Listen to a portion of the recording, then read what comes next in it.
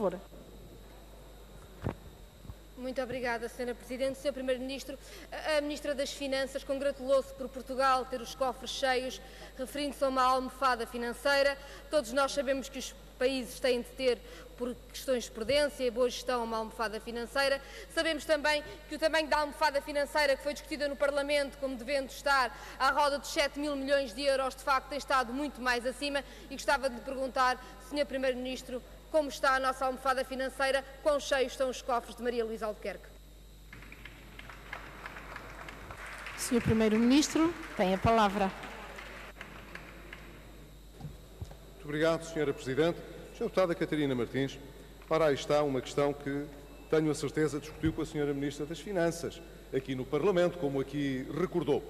Queria apenas dizer, porque isso me parece relevante, que a tal almofada financeira de que Portugal dispõe, isto é, os depósitos que temos mantido e que têm representado uma política de prudência bastante recomendável no contexto em que vivemos, são também um espelho da confiança que os mercados têm vindo a mostrar pela dívida portuguesa, por um lado, e, por outro lado, é isso que nos permite ir produzindo pagamento antecipado, nomeadamente de empréstimos do Fundo Monetário Internacional, que foram contraídos a uma taxa de juro significativamente mais elevada do que aquela que hoje está, ou tem estado nos últimos meses, à nossa disposição.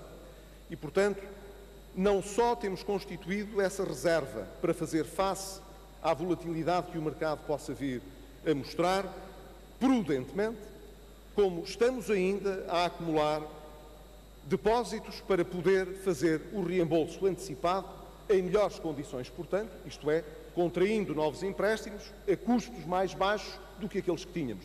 E isso representa uma poupança significativa para os próximos anos e em cada ano orçamental. Julgo, portanto, que a Sra. Deputada deverá estar, com certeza, satisfeita com esse desempenho. Obrigado.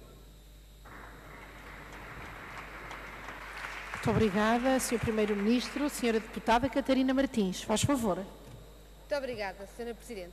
Sr. Primeiro-Ministro, há de convir que há uma diferença entre ter uma almofada financeira para fazer boa gestão ou ter os cofres cheios das dívidas que são as dívidas para com o país. O que nós sabemos é que esta almofada tem sido sempre muito mais alta do que foi discutido aqui no Parlamento e, portanto, no final do ano passado estava, por exemplo, em 17 mil milhões de euros, mais ou menos o equivalente a que o Estado gasta em ano e meio em toda a educação e todo o Serviço Nacional de Saúde. Isto já não é uma almofada, isto é uma almofada aos lençóis, a cama, ao quarto, a casa toda, Sr. Primeiro-Ministro. E bem, nós podemos achar uma certa piada à imagem de Maria Luísa Albuquerque a mergulhar num cofre cheio de moedas, tal qual tio Patinhas. Mas o problema é que as moedas não são dela. O problema é que estes cofres estão cheios de dívidas. E sabe, o Conselho de Finanças Públicas faz um estudo em que diz que a devolução da sobretaxa do IRS, dos cortes nos salários e das pensões, um valor tão modesto face a esta almofada, 1.500 milhões de euros. Veja bem, mesmo que tirássemos estes 17 mil milhões, 1.500 milhões de euros para pagar isto que foi retirado à economia e às pessoas, a almofada financeira ainda ficava acima dos 15 mil milhões de euros, tão acima dos valores que discutimos aqui no Parlamento. Mas bem, diz o Conselho de Finanças Públicas que se esse dinheiro fosse devolvido às pessoas a quem foi tirado, a economia podia crescer 2% e o impacto no déficit era só de décimas. E, portanto, Sr. Primeiro-Ministro, porque eu não percebo, e deve ser muito difícil para qualquer pessoa neste país perceber, explique-nos lá porque é que um bocadinho pequenino dessa almofada não pode servir para pagar o que o Sr. Primeiro-Ministro deve a quem trabalha e trabalhou neste país em sobretaxa de IRS, em salários e em pensões. Muito obrigada, Sr. Primeiro-Ministro. Tem a palavra. Muito obrigado, Sra. Presidente. A Sra. Deputada coloca a questão de tal termo que a conclusão natural seria só por pura maldade. É maldade. O Governo tem por missão fazer a pior das maldades sobre os cidadãos. E, portanto, conserva meios que têm um certo custo apenas para poder provocar a irritação dos portugueses e o gáudio da oposição quando questiona o Governo. O Governo tem um certo prazer nisso. Não sei se esta resposta irónica lhe serviria, mas não seria a resposta que eu gostaria de dar à Sra. Deputada. A resposta que eu gostaria de dar à Sra. Deputada é outra. É de que os portugueses hoje sabem muito bem qual é o custo da imprudência. E sabem muito bem também, não apenas qual é o custo de não ter reservas para fazer face às circunstâncias do financiamento ocasional, mas, sobretudo, não ter credibilidade para obter financiamento. Se o Governo fizesse aquilo que a Sra. Deputada tem sugerido ao longo destes anos e que deixou novamente implícita na sua questão, o que se passaria é que os juros da dívida pública portuguesa e as condições de financiamento da dívida pública portuguesa e da República, portanto, não seriam aqueles que permitiram a acumulação destas reservas, o pagamento antecipado ao Fundo Monetário Internacional e por aí fora, seria exatamente o contrário, seria aquilo porque, infelizmente, está a Grécia a passar outra vez. E isso, Sra. Deputada, eu não quero e não percebo como é que a Sra. Deputada pode desejar para o seu próprio país. Muito obrigada. Sra. Deputada Catarina Martins, tem a palavra. Muito obrigada. Repare, Sr. Primeiro-Ministro, que eu não lhe disse para não ter uma almofada. O que eu lhe disse é que com uma pequena parte fazia a economia crescer e devolvia o que deve a quem trabalha e trabalhou neste país. É disso que estamos a falar, pagar dívidas. As dívidas para com quem constrói este país. E o Sr. Primeiro-Ministro tem de as pagar. E sabe, Sr. Primeiro-Ministro, é muito difícil compreender a sua explicação quando ainda por cima vemos o que se passa, por exemplo, com o BES e o Novo Banco. Nós lembramos do Sr. Primeiro-Ministro ter dito no verão passado, quase em comício de propaganda, que não iria um tostão público para o BES. Bem, sabemos que isso não é verdade, só no fundo de resolução estão 3.900 milhões de euros.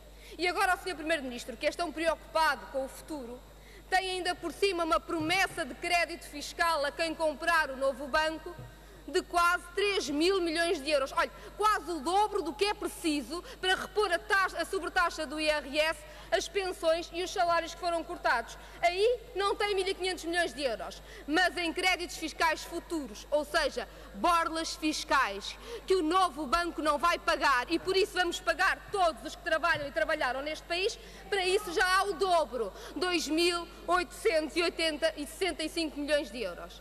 E, portanto, Sr. Primeiro-Ministro, explique-me outra vez, a ver se eu percebo e se o país percebe, como é que é possível um país de cofres cheios não ter 1.500 milhões de euros para devolver a quem trabalha e trabalhou em sobretaxa de IRS, em salários e pensões, mas ter quase 3.000 milhões de euros a dar de borla fiscal a quem comprar o Novo Banco? Muito obrigada. Sr. Primeiro-Ministro, tem a palavra. Muito obrigado, Sra. Presidente. Sra. Deputada, eu não me importo de explicar. Tenho dúvidas fundadas, depois de um processo interativo que já é longo, que a Sra. Deputada esteja interessada em compreender. Mas a pergunta que faz talvez possa ser melhor respondida se a Sra. Deputada ler o resto das explicações que a Presidente do Conselho de Finanças Públicas dá, na medida em que as citou, para dizer isto tinha um impacto tão pequeno nas contas públicas, por que razão é que nós não haveremos de usar esse dinheiro para o resto? Diz a Sra. Presidente do Conselho de Finanças Públicas que se a partir de 2016, em 2015, nós devemos ficar com um déficit abaixo de 3%. Diz o Conselho de Finanças Públicas cerca de 2,8%. Portanto, muito próximo da meta do Governo. Mas para 2016, como não sabemos quais são os pressupostos orçamentais, que medidas, entretanto, é que vão cair, quais são as que vão ficar de pé, vamos partir do princípio que nenhuma das restrições que hoje ainda existem sobre a despesa pública serão removidas. Todas serão removidas. Temos um pequeno problema.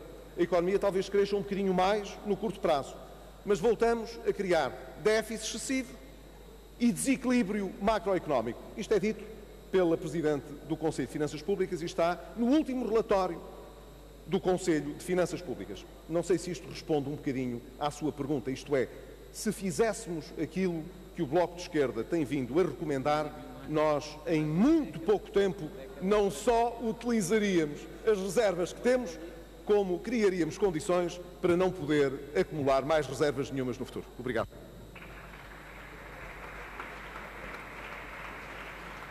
Muito obrigada. A senhora deputada Catarina Martins. Faz favor.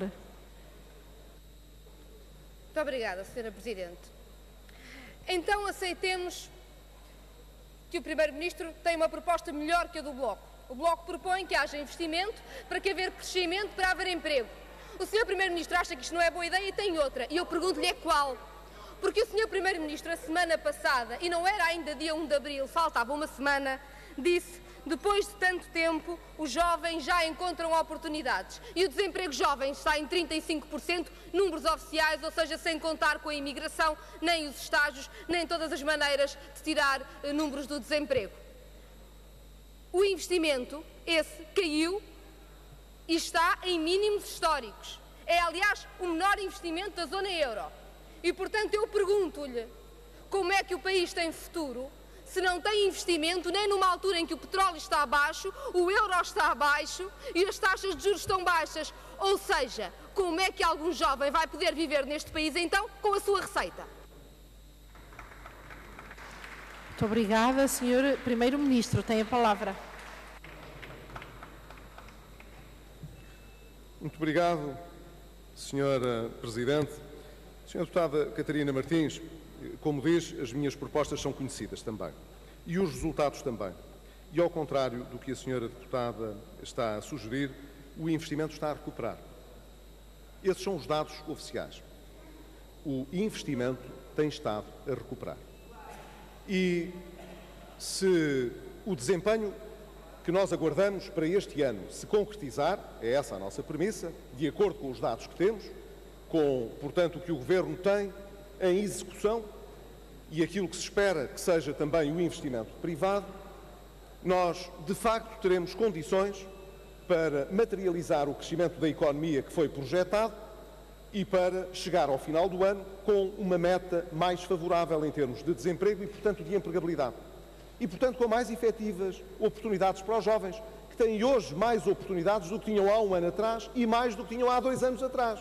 Portanto, Senhora Deputada, eu não consigo de modo nenhum contestar que ainda temos, nem quero contestar, que temos um nível de desemprego muito elevado, nomeadamente entre os jovens, mas quer do ponto de vista das condições de base da preparação, desde logo tecnológica, desde logo curricular que eles têm, e por outro lado as oportunidades de investimento que têm vindo a materializar-se e que mostram trimestralmente que o investimento está a recuperar, que eles efetivamente terão uma oportunidade melhor para o futuro. Mas deixe-me só concluir, Senhora Deputada, até porque já não terei tempo depois para lhe responder a qualquer tréplica, que essa projeção de recuperação da economia portuguesa tem vindo a ser secundada, mais projeção, menos projeção, por praticamente todas as instituições. O problema que se põe é o de saber: o ritmo dessa recuperação será o suficiente para nós podermos baixar significativamente o desemprego estrutural? Não temos uma resposta concludente para isso. Mas sabemos uma coisa: primeiro, que vale a pena trabalhar para que isso seja possível. Segundo, que a proposta que o Bloco de Esquerda faz, que é a de regressar aos pressupostos do endividamento, que é de regressar aos pressupostos de mais déficit público, de mais investimento, que não tenha por contrapartida um equilíbrio orçamental, esse torna-se insustentável e não é no longo prazo, Senhora Deputada, é no curto prazo. Muito obrigado. Muito obrigada. Dou ainda a palavra à Senhora Deputada Catarina Martins. Muito obrigada, Senhora Presidente. Não é embaraço para o Governo não ter nenhuma solução para a falta de investimento e de crescimento económico do país. Não é embaraço para o Governo o desemprego jovem. Não é embaraço para o Governo a imigração em massa. Não é embaraço para o Governo a política de 2 pesos e 2 medidas de quem dá mais borlas fiscais à banca enquanto continua a cortar nos salários e nas pensões de quem trabalha e trabalhou para este país. Pode não ser embaraço para o Governo, mas é seguramente o maior déficit que Portugal tem. é o déficit para o seu futuro, com o déficit demográfico, de estarmos a perder a população ativa, do desemprego jovem estar em números estratosféricos e do Sr. Primeiro-Ministro não ser capaz de dar uma resposta concludente nem sobre esta matéria, nem sobre nenhuma outra. Bem pode culpar os serviços pela revisão da taxa do desemprego, como fez com o INE hoje, como tem feito, aliás, sobretudo. Sabemos que quando nas escolas corre mal, a culpa é dos serviços, quando corre mal nos tribunais, a culpa é dos serviços, quando corre mal nos hospitais, a culpa é dos serviços. Bem, tudo o que corre mal neste país, a culpa é dos serviços. Este Governo nunca tem culpa de nada. Mas, Sr. Primeiro-Ministro, estava no dia de demitir pelo menos o seu Secretário de Estado, Paulo Núncio, porque desta vez é mesmo muito difícil dizer que a culpa é dos serviços, não é, Sr. Primeiro-Ministro? Veja bem, quero concluir, nós Sra. sabemos, Deputada.